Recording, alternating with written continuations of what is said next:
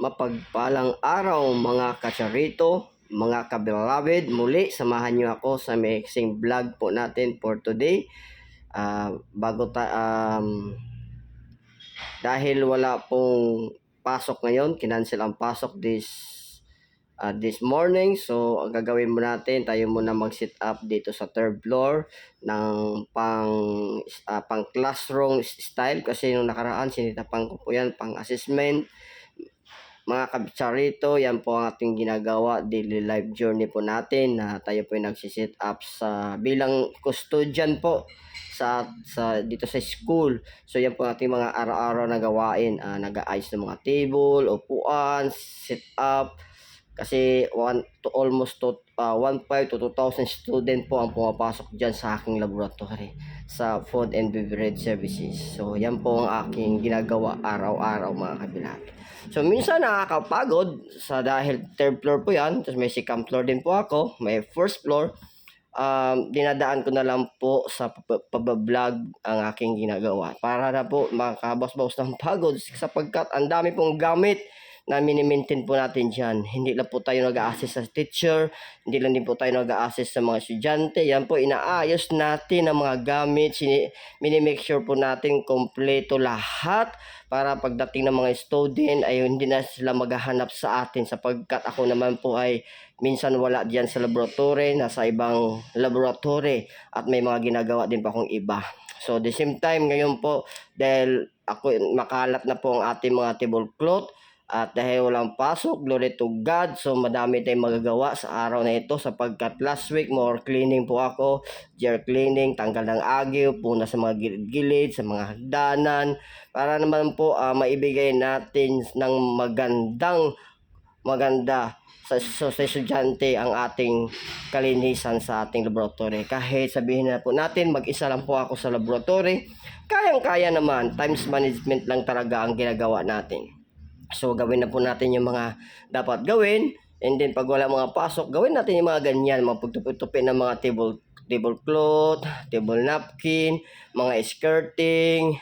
Medyo mahirap talaga magtupi sapagkat napakahaba po yan mga tela na yan. Isa pa yung skirting, yellow skirting ko po. Di ko nga alam paano ko simulan, naggusot-gusot na, parang ikaw, gusot-gusot ang buhay mo. So, para hindi po magusot-gusot ang buhay mo, isang advice na malupit, ikay lumapit, tumawag sa ating manlilikha, ay sigurado ang buhay mo ay wala ng gusot. Yan mga kabilabid, mga kacherito, maiksi lamang po ating ginagawa ngayon. So, kita mo naman, paano po natin itutupi yan po. So yan, itatago natin sa cabinet para naman ay hindi pa kalat ang ating mga gamit, ang ating mga tablecloth, mga pang skirting. So white tela, so ilalagay natin yan sa cabinet, iayos natin.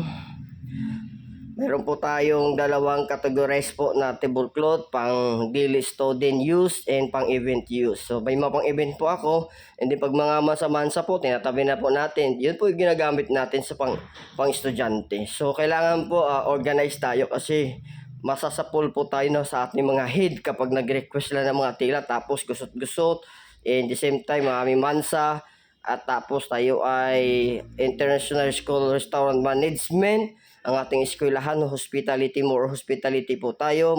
So kailangan po natin maging maayos po lahat ng ating mga pangailangan, lahat ng mga gamit na mayroon tayo. So biyaya ng Panginoon na naging bahagi po tayo at napagtiwalaan sa ganitong trabaho po. So glory to God. So yan po, nasa ako po yung pababa papuntang second floor, nakasit up na po ang ating third floor. Although ang second floor po nakasit up na rin po doon. So pababa po na tayo at ipapakita ko sa inyo kung gaano po kaganda ang ating eskwelahan. So by the way, located lang po ito sa Bacoor, Cavite. Ang landmark po is in Bacoor. Sakay ka ng minibus, tanong ka lang po kung saan ang ating eskwelahan. Ayan na! So ako naman ay papuntang sa Puti Market at maghahanap tayo ng ulamin natin at lulutuan po natin ating pamilya sa gabing ito. So yan, naka-e-bike po tayo, papunta tayo ng sa Puti Market ulit. So Yan, mabilisang bili lang po ng hipon. So maghihipon tayo ngayon. Magluluto po tayo ng hipon sa kamatisan with vegetable. Prepared natin ang ating, yan, ang paborito kong alokbate. Yan, paborito ko yan. Tapos malunggay. Yan yung mga paborito po namin. So, linisin po natin ang ating hipon, mga kacharito, mga kabilabid. I-make sure po natin na malinis po ang ating gagawin. Yan, tatanggalan po natin ng taba. Yung taba po yan dyan, itim. Yan po ang taba po. Nakaka-high blood po yan, mga kabilabid. So, make sure po natin na maayos po ang ating gawa. So, isahin na po natin ang kalagbati. Ang anong tawag yan, nakalimutan ko. So, malapot-lapot yan. Hindi ko na alam pangalan, nakalimutan ko, mga kabilabid. Paki-comment na lang po sa baba mamaya pag napanood niyo yung video na ito. Oh, galing-galing, pang tunay na chef. Oh, galing maghiwa.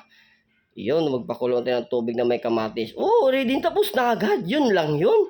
Ayan na. So, okay na natin ng mga kabilabid at mga kacharito. Ayan, titikman po natin, pigain po natin kung malambot na yung gulay natin. Napakamanyaman po ang ating ulam ngayon sa gabing ito. Tuwang-tuwa na mga chikiting nito ang aking asawa. So, paborito po ng aking anak na panganay ang hipon. And then, minsan, pinapakain ko silang gulay, hindi minsan pala. So, tuwing hapon kasi, tagang inuulo mo yung gulay, isda, yan. Pagtanghali, manok, o konting pork. Minsan, may bihira din ang pork sa amin, more manok lang din po kami. Kung mayroon kaming kambing, yan, beef. So, mga kabilabid, ready na po. So, kainan time na. Konting video muna, yan, sa aking panganay na anak. Kumain na siya. Shalom, maraming salamat sa inyong lahat.